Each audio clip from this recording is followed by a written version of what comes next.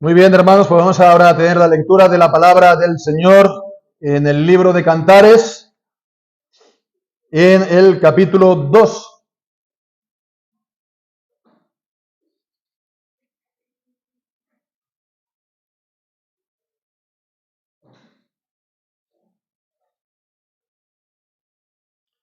Vamos a leer desde el versículo 8 hasta el 14. Y dice así la palabra del Señor. La voz de mi amado. He aquí él viene, saltando sobre los montes, brincando sobre los collados. Mi amado semejante a la gacela o al cervatillo. Helo aquí, está tras nuestra pared, mirando por las ventanas, mostrándose por las celosías.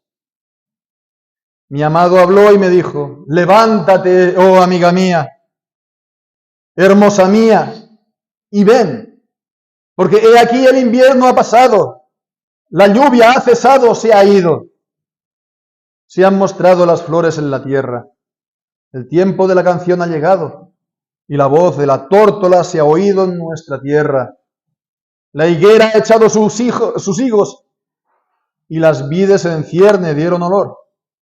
Levántate, oh amiga mía, hermosa mía, y ven, paloma mía que estás en las hendiduras de la peña, en lo escondido de escarpados parajes. Muéstrame tu aspecto, hazme oír tu voz, porque tu voz es dulce y tu aspecto hermoso. Amén. El Señor bendiga su santa palabra. La semana anterior estuvimos considerando los versículos anteriores, versículo 5 al 7, en las que solamente hablaba la esposa, la voz de la esposa. Estos versículos que hemos leído del 8 al 14, pues no solamente habla la esposa, los primeros versículos sí, hasta el versículo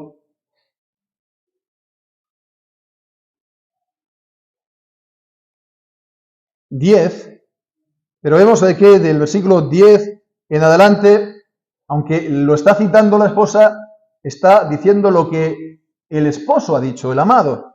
Levántate, oh amiga. También el versículo 14 que hemos visto.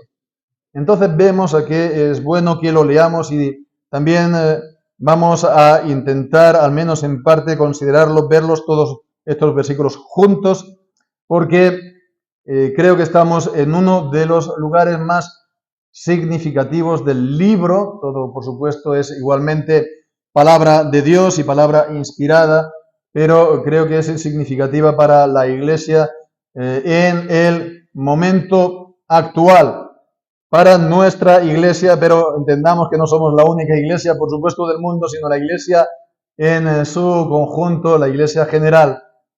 Bien, pues es importante por esto, porque estos versículos tienen un tremendo mensaje que nos da.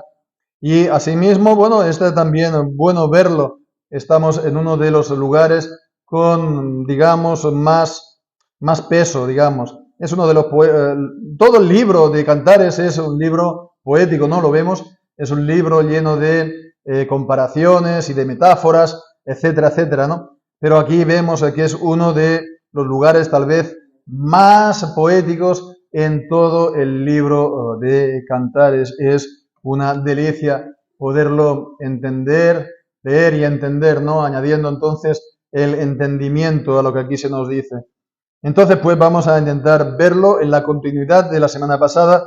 Nos acordamos, ¿no? La esposa está enferma de amor y tiene también ese anhelo de seguir, pues, gozando del amor del amado, del esposo de Cristo, y también ese cuidado, ¿no? Y dicen: no despertéis ni hagáis velar al amor hasta que Él quiera, el amado. Entonces, viene de esta manera estos versículos a resolver esta situación. Las palabras de la esposa de la semana anterior era el anhelo de estar con Él. En cierto modo, Él está ausente. Y ahora pues vemos cómo el amado viene a ella. Vamos a ir pues paso por paso, sobre todo los primeros versículos, lo que aquí se nos dice. Y lo primero de todo vemos es una exclamación. No hay ningún argumento. Exclamación. La voz de mi amado. Una exclamación que sale del corazón. Oigo la voz de él. Oigo la voz de mi amado, de Cristo. No lo veo. Todavía no está aquí de cuerpo presente, pero oigo su voz. Antes de ver su apariencia y su presencia, está su voz. La voz de Dios, la voz de Cristo, y esto nos lleva inevitablemente a considerar Juan capítulo 10. Juan capítulo 10. Versículos del 27 al 29. Mis ovejas oyen mi voz y yo las conozco y me siguen. Y yo les doy vida eterna y no perecerán jamás, ni nadie las arrebatará de mi mano. Mi Padre que me las dio mayor que todos es, y nadie las puede arrebatar de la mano de mi Padre. Las ovejas de Cristo oyen su voz y lo siguen. Y esto lo dice Jesús también acerca de aquellos que quieren suplantar a Cristo y hacen también oír la voz de ellos, pero las ovejas no oyen y no los siguen a estos suplantadores que vemos en el mismo capítulo, versículo del 1 al 3. De cierto os digo, el que no entra por la puerta en el redil de las ovejas, sino que sube por otra parte, el tal es ladrón y salteador, mas el que entra por la puerta es el pastor de las ovejas. A este abre el portero, y las ovejas oyen su voz, y a sus propias ovejas llama por nombre y las saca. Y cuando ha sacado fuera sus ovejas, va delante de ellas, y las ovejas lo siguen porque conocen su voz, mas al extraño no seguirán, sino que huirán de él, porque no conocen la voz de los extraños. Y dice esta comparación les dijo Jesús.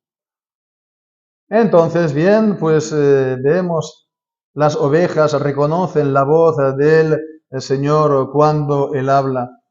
Y también, entonces, aquellos que entran por la puerta del redil, versículo 7, yo soy la puerta de las ovejas. Aquellos que son verdaderamente siervos de Cristo y que anuncian su palabra, entonces son la voz de Cristo, y las ovejas reconocen la voz de Cristo en ellos y lo siguen a Él, pero no siguen, dice, a los suplantadores, aquellos que vienen a las ovejas, pero no quieren entrar por la puerta del redil, no quieren, por lo tanto, someterse a Cristo. En realidad, ellos son suplantadores de Cristo, quieren suplantar a Cristo. Entonces, ellas lo rehuyen para seguir a la voz del Señor. La voz del Señor, voz de Jehová, nos dice el Salmo 29. La voz todopoderosa del Señor que ha de conmover los cielos y de la tierra, como dice Hebreos 12, pero que mientras tanto el Señor da paz a su pueblo. Todos los reinos son conmovidos, pero el Señor hace que en medio del pueblo corra una corriente de aguas mansas, transparentes, y el Señor da esa paz a su pueblo. Todas las potencias de los cielos son conmovidas, pero el Señor da ese remanso de paz, porque ahí está su voz, la voz de su palabra de Cristo. Entonces vemos, el suplantador las quiere hacer perder, no las quiere llevar a las corrientes de las aguas que dice el Salmo 23. Él está llevado del aborrecimiento al pastor y está entonces llevado del aborrecimiento a las ovejas y las quiere extraviar, las quiere hacer llevar por parajes no seguros, sino de acantilados y de precipicios, las quiere despeñar, las quiere acabar con ellas porque está movido de aborrecimiento contra Cristo y contra su pueblo. Pero a su pueblo el Señor les da su voz, la voz de Él hablando por medio de sus siervos que están anunciando a Cristo y su palabra. La voz de Él, la voz de mi amado, la oigo, la oigo, la oigo.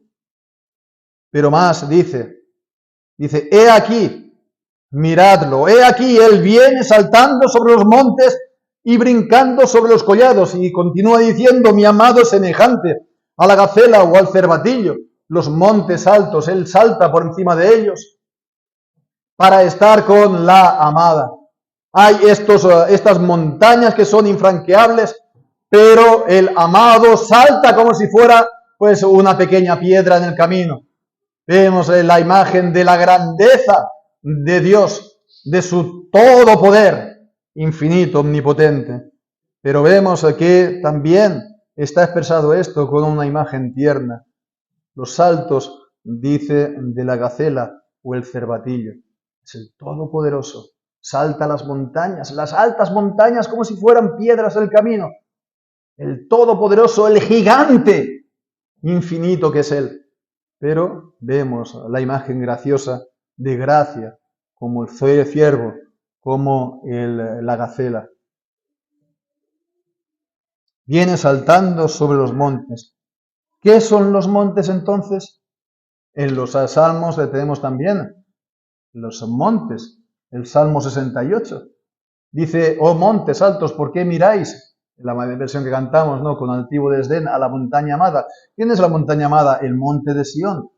El pueblo de Dios es comparado a la montaña de Sión. ¿Y qué entonces las naciones? Son comparados también a montañas. Incluso Babilonia, en Isaías está comparado a una montaña, no he podido encontrar la cita, lo tengo que decir, pero Babilonia es una tierra llana. Pero en Isaías he podido leer por ahí que se le compara con una montaña, para decir que sí, el poder de las naciones en la Biblia está presentado así, simbolizado con montañas.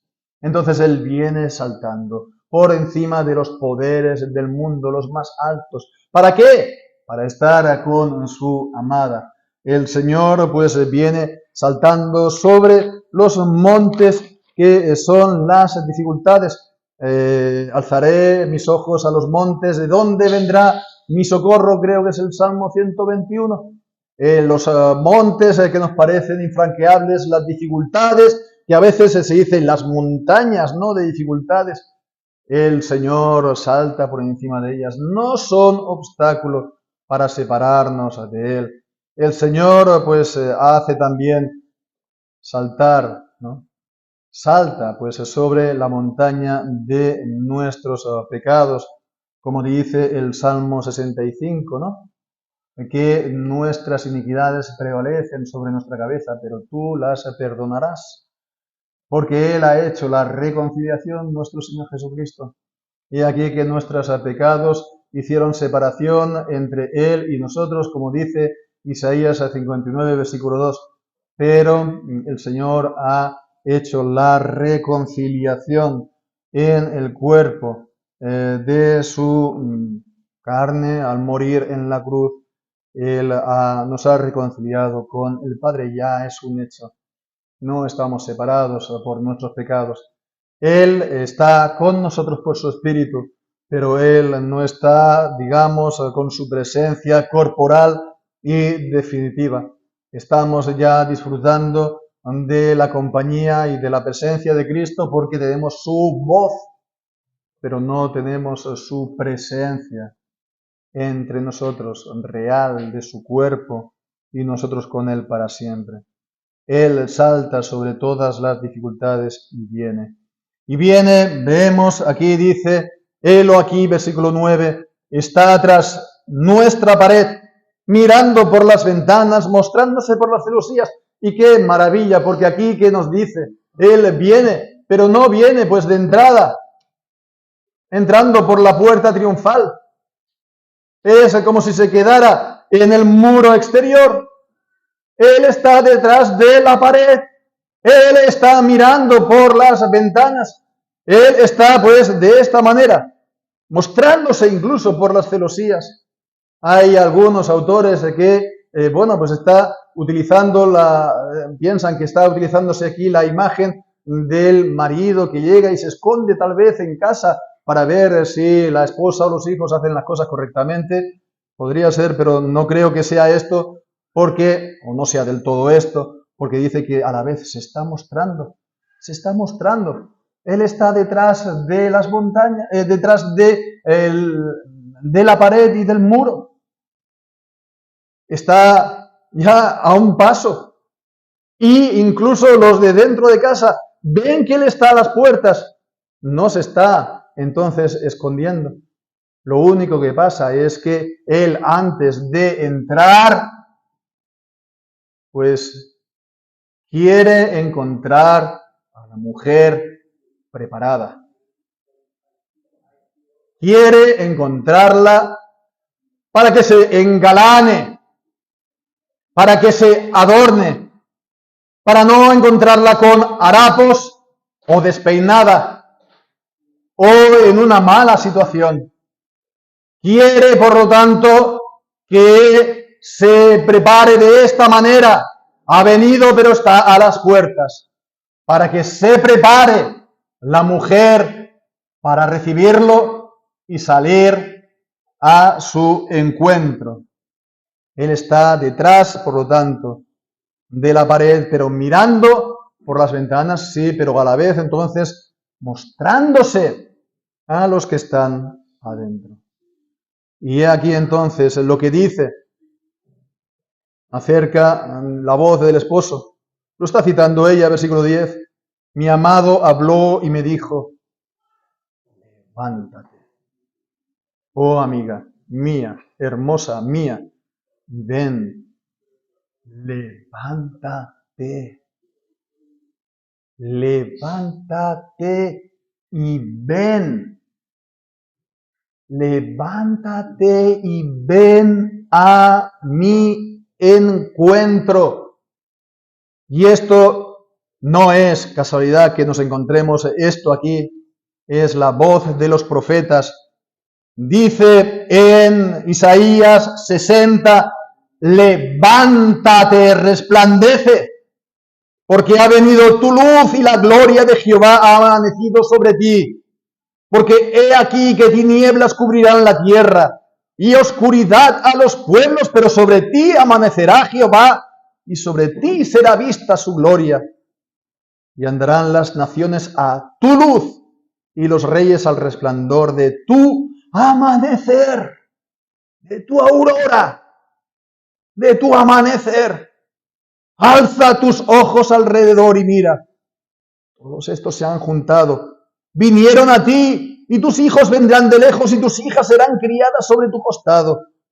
Entonces verás y brillarás, y se estremecerá y se ensanchará tu corazón, porque se ha vuelto a ti la multitud del mar, las riquezas de las naciones habrán venido a ti.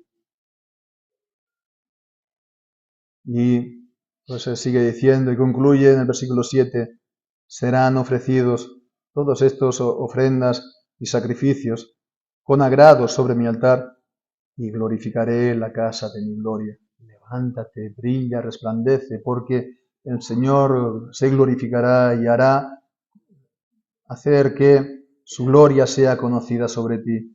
Y es, hermanos, algo que también es del Nuevo Testamento, no es algo solamente de la antigua dispensación, es también lo que leemos en Efesios, en el capítulo 5.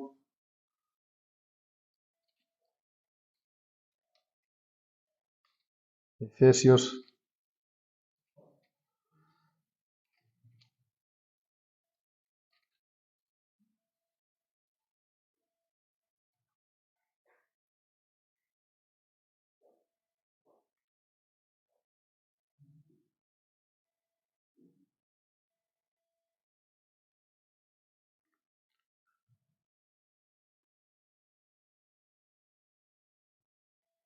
versículo 13 y 14. Todas las cosas, cuando son redargüidas por la luz, son hechas manifiestas, porque la luz es lo que manifiesta todo. Por lo cual, dice, despiértate tú que duermes y levántate de los muertos y te alumbrará Cristo. Y te alumbrará Cristo, tal como también hemos visto en Isaías. Levántate. Es la voz del Señor a la iglesia. Es esta voz, simplemente levántate y ven. Levántate y ven y deja aquello que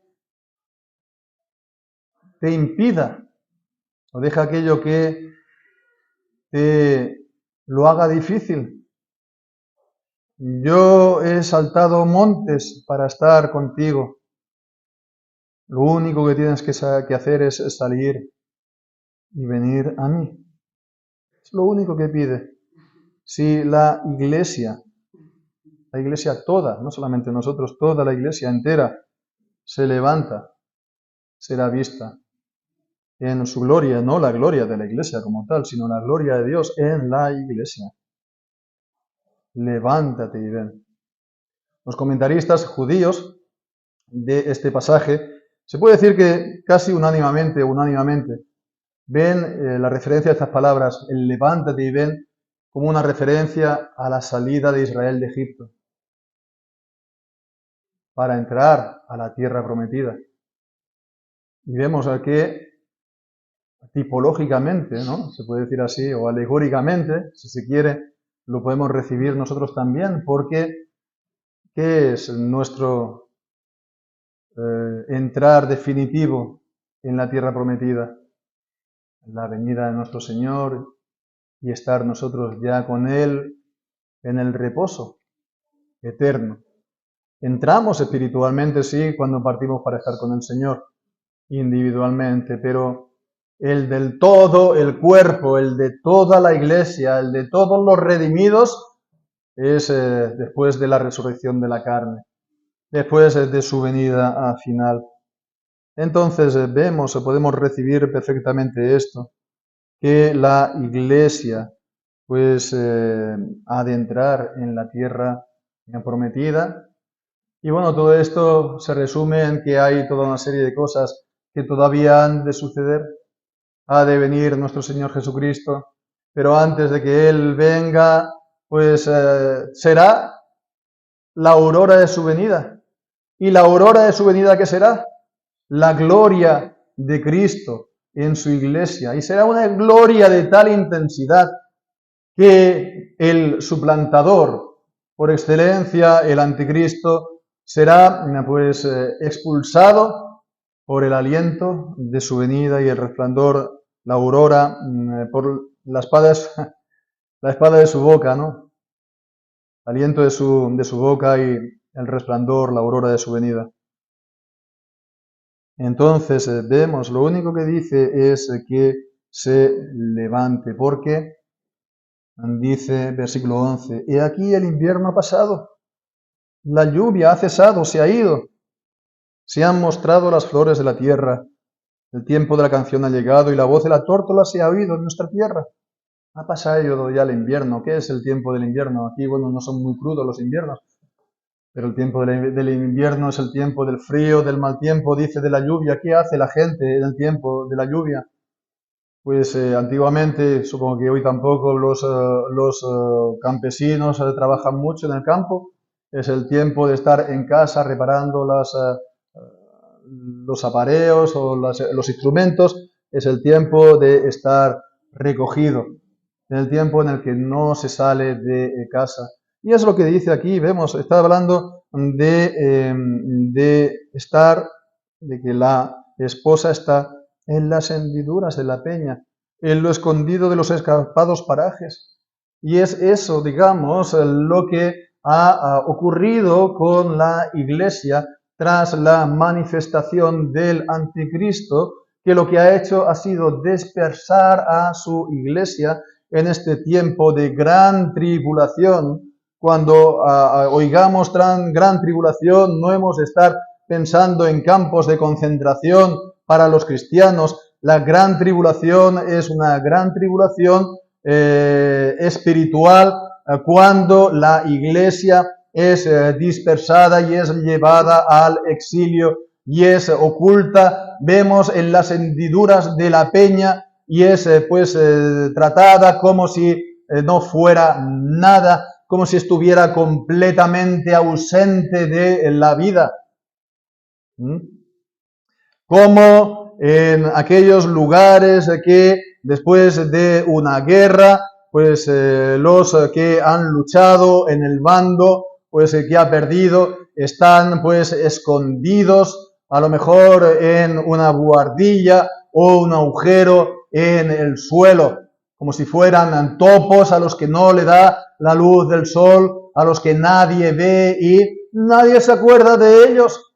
Su voz, la voz de esta persona no son oídos, son olvidados. Y así es el lugar de la iglesia en esta tierra, en el tiempo en el que el anticristo se ha manifestado y de esta manera ha llevado tras sí a aquellos que no tenían el sello de Dios en la frente de ellos y ha dispersado a las iglesias y las islas no fueron halladas. Y bueno, la iglesia está en esta cautividad, en el cautiverio en Babilonia, en Caldea. Pero dice, el tiempo ya ha venido. Ya ha pasado el invierno. ¿Y cómo se sabe esto? Dice, porque ya hay flores en el campo. La higuera ha echado sus higos. ¿Y qué leemos en el discurso de Jesús en Mateo 24 acerca de la higuera?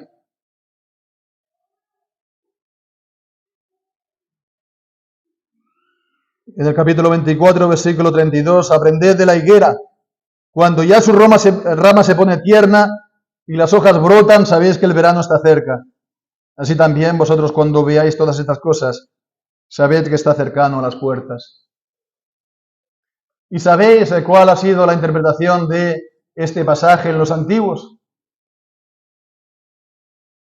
De esta señal de la higuera. Bueno, os acordáis también, ¿no? De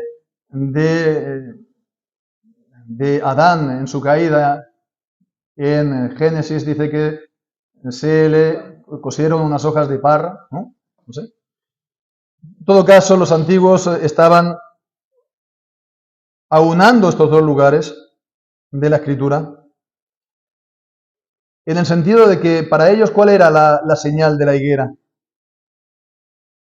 La señal de la higuera era, pues, es paradójico, pero lo que venían a decir es cuando veamos el pecado, cuando veamos la maldad del mundo que llegue a su colmo. Y esto está en concordancia, ¿verdad?, con lo que dice la Escritura en Josué y en Génesis, que no ha llegado aún al colmo la maldad del amorreo. Cuando vino Israel a poseer la tierra prometida, cuando llegó a su colmo la maldad del amorreo. Así pues, todo lo que estamos viendo hoy en día, unos grados de perversidad que nunca ha habido en la historia, que se ha desencadenado en estos últimos 20 años, porque el mundo siempre ha sido mundo, pero nunca ha sido este mundo que nosotros vemos hoy. Entonces esto no nos ha de abatir, no nos ha de abatir el pecado rampante del mundo. Cuando veamos esto, hemos de levantar nuestras cabezas, porque decir, nuestra redención está cerca, porque Cristo, nuestro Señor, está a las puertas, porque este pecado que vemos no es para impedir su venida, no lo pueden hacer. ¿Por qué hacen esto? Es porque el diablo sabe que está a las puertas y movido de odio quiere destruir todo lo que puede, pero no puede impedir que Cristo venga. No nos hemos de llegar por la desesperación como muchas veces somos llevados, no nos hemos de llevar por el pesimismo, no nos hemos de llevar por el abatimiento si vemos todo esto que vemos en el mundo. Al contrario, hemos de levantar la cabeza. Aquí Él viene, está a las puertas, la victoria no es de ellos, es nuestra. Es nuestra, Él está a las puertas. Por lo tanto, ¿qué hemos de hacer? ¿Qué hemos de hacer? Levántate y ven. ¿Cómo sabemos que el tiempo ha venido? Por la higuera, las flores están ya brotando. Y esto vemos que es también lo que ocurrió en la primera venida del Señor Jesucristo, porque también hubo quien se levantó diciendo, el tiempo ha venido. ¿Quién era este Juan el Bautista? ¿Y qué es lo que él decía? El tiempo ha venido ya el reino de los cielos. ¿En quién? En la persona del Rey. Él está aquí a las puertas, Él viene. ¿Qué es lo que tenéis que hacer? Pues que se vuelva todo el mundo al Señor. Que lo alto se ha bajado y lo que está pues hundido se levante para que venga el Señor a su pueblo, que la calzada sea recta y sea llana. ¿Y esto qué significa? Hacer obras dignas de arrepentimiento todos vosotros. Aquel que pues hace un pecado se arrepienta y lo repare, sea este cual sea. Porque he aquí Él está a las puertas. Y esto es un mensaje para el mundo, pero es también el mensaje para la iglesia. Lo que esto conlleva, el recibir a Cristo que está a las puertas. Entonces, concluyendo ya, hermanos, 2 palabras de aplicación. El anticristo está actuando. El que ha dispersado a la iglesia sabe todo esto y quiere, pues en la medida de lo posible, pues sabe que no puede hacer nada, pero él quiere, pues, morir matando. Él ha tomado la delantera. Él se presenta con voz dulce y empalagada. Él parece un corderito, pero es por dentro un lobo feroz o voraz. Y las buenas palabras que él dice es de decir, bueno, el pecado es pecado, pero vamos a bendecir el pecado. Y esto es algo realmente diabólico. El pecado es pecado, pero vamos a bendecir el pecado. Con lo cual, lo que va a hacer es traer ruptura. Traer ruptura. Traer ruptura. Y mientras tanto, la segunda palabra es lo que nos toca a nosotros. Lo único que tenemos que hacer es levantarnos como iglesia. Lo único que tenemos que hacer es levantarnos para que nos vean como lo que la iglesia es, la esposa de Cristo. No una iglesia nueva, la iglesia que siempre ha sido. La iglesia de siempre. No la iglesia del siglo XXI. Es la iglesia de siempre en el siglo XXI, que hace las cosas de siempre en el día de hoy. En todo. En nuestros cultos. Pero hermanos, sobre todo, nuestra vida de santidad personal y también, pues, comunitaria, una vida de santidad. Hemos de amar a Cristo, amar a Dios más aún, mucho más aún de lo que lo amamos o lo hemos amado. Hemos de conocerlo más estrechamente, hemos de conocerlo más personalmente, hemos de deleitarnos oyendo su voz en su palabra, hemos de pasar tiempo en la oración, hemos de también, sobre todo, remover todas las cosas, todos los escombros que afean el edificio. Y hemos de procurar la paz y hemos de procurar la unidad en la verdad de todo el cuerpo de Cristo. Hemos de procurar la unidad en la verdad con todo el cuerpo de Cristo. No, por supuesto, sacrificando la verdad, pero hemos de tener suficiente buena voluntad para con los hermanos. Hay situaciones heredadas históricamente por el tiempo de la tribulación, por el tiempo de la dispersión, que se han de corregir en el tiempo de la aurora de la venida. Y hemos de mostrar generosidad con los hermanos y amor. Y hermanos, si la montaña no viene a nosotros, vayamos nosotros a la montaña. No vamos a tal vez poder saltarla. Cristo lo hace. Pero si no vienen, demos nosotros el primer paso. Demos el primer paso para buscar la unidad en la verdad, primeramente con los que son hermanos gemelos o mellizos con nosotros, o hermanos del mismo Padre, etcétera, etcétera. Primeramente con nuestra Jerusalén y con nuestra Judea, con nuestra Samaria y hasta lo último de la tierra. Hermanos, el tiempo está cerca. Cristo está a las puertas y Él nos dice, levántate y ven. Así sea.